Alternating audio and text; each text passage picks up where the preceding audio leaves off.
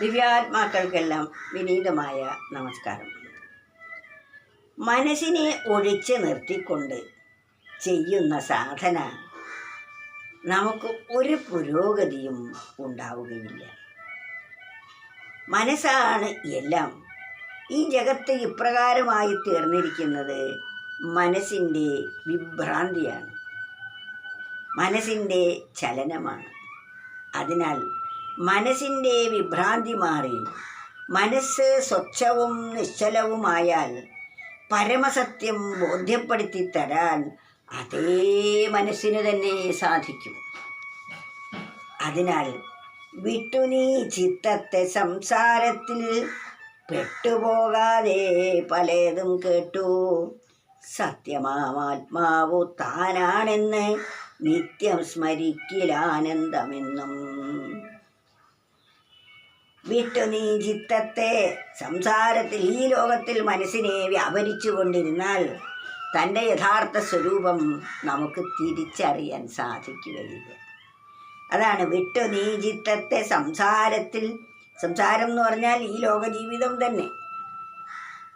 വീട്, കുടുംബം, മക്കളെ, ശത്രു, മിത്രം, ഇത്തരത്തിലുള്ള ദ്വന്ദ്ങ്ങൾ നിറഞ്ഞ ചിന്താധാരകൾക്ക് മൊത്തത്തിൽ പറയുന്ന പേരാണ് സംസാരം. ഇതിലൊക്കെ മനസ്സിനെ വിട്ടുകൊണ്ടിരുന്നാൽ ഒരിക്കലും സത്യം മനസ്സിലാക്കാൻ കഴിയുകയില്ല. വിട്ടു നീ ചിത്തത്തെ സംസാരത്തിൽ പെട്ടുപോകാതെ പലതും കേട്ടു.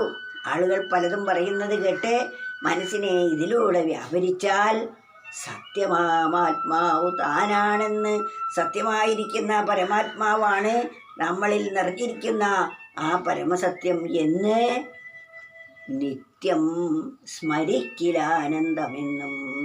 നിത്യം നമ്മൾ സ്മരിക്കേണ്ടത് അതാണ്.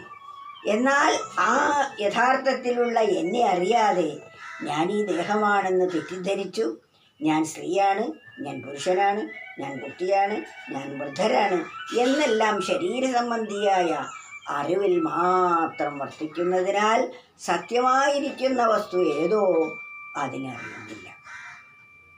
ശരീരം ഞാനല്ല, ശരീരം എൻ്റേതാണ് എന്ന പരമസത്യം നമ്മൾ ബോധിക്കണം. ആ പരമാത്മസ്വരൂപമാണ് ഈ ശരീരത്തിൽ നിറഞ്ഞിരിക്കുന്നതെന്ന ബോധം എപ്പോഴും നമ്മുടെ ഉള്ളിൽ ഉണ്ടായിരിക്കണം. അതാണ് നാം വളർത്തിയെടുക്കേണ്ടത്, അതാണ് നാം അറിയേണ്ടത്.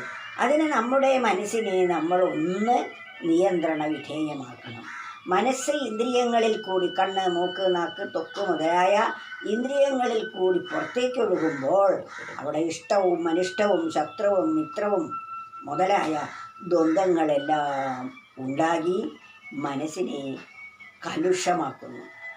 ഈ കലുഷ്യം ഇല്ലാതാകണമെങ്കിൽ സർവത്തിലും ആ സർവേശ്വരനെ ദർശിക്കാനുള്ള ഒരഭ്യാസം നമുക്ക് വേണം. അതാണ് യാതൊന്നു കൺമതതു നാരായണ പ്രതിമ, യാതൊന്നു കേൾപ്പതതു നാരായണ ശ്രുതികൾ, യാതൊന്നു ചെയ്വതതു നാരായണ അർച്ചനകൾ, യാതൊന്നതൊക്കെ ഹരിനാരായണായ നമ എന്ന് ഹരിനാമകീർത്തനത്തിൽ എഴുത്തച്ഛൻ പറഞ്ഞിരിക്കുന്നത് അതാണ്. കണ്ണടച്ച് മുറിയിലിരിക്കാനല്ല പറയുന്നത്, കാണുന്നതെല്ലാം ഈശ്വര സ്വരൂപമായി കാണാൻ ശീലിക്കുക, ചെയ്യുന്നതെല്ലാം ഈശ്വരൻ്റെ പൂജയാക്കി ഭാവിക്കുക. അതുപോലെ കേൾക്കുന്നതെല്ലാം ഈശ്വരൻ്റെ സ്തുതികളായിട്ട് നമുക്ക് ശ്രമിക്കാമല്ലോ. യദ്ഭാവോ തദ്ഭവതി എന്നതാണ് വാസ്തവം. അങ്ങനെ നാം മാറ്റിയെടുക്കണം നമ്മുടെ മനസ്സിനെ.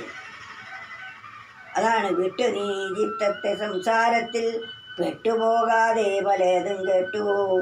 സത്യമാത്മാവു താനാണെന്ന് നിത്യം സ്മരിക്കിലാനന്ദമെന്നും.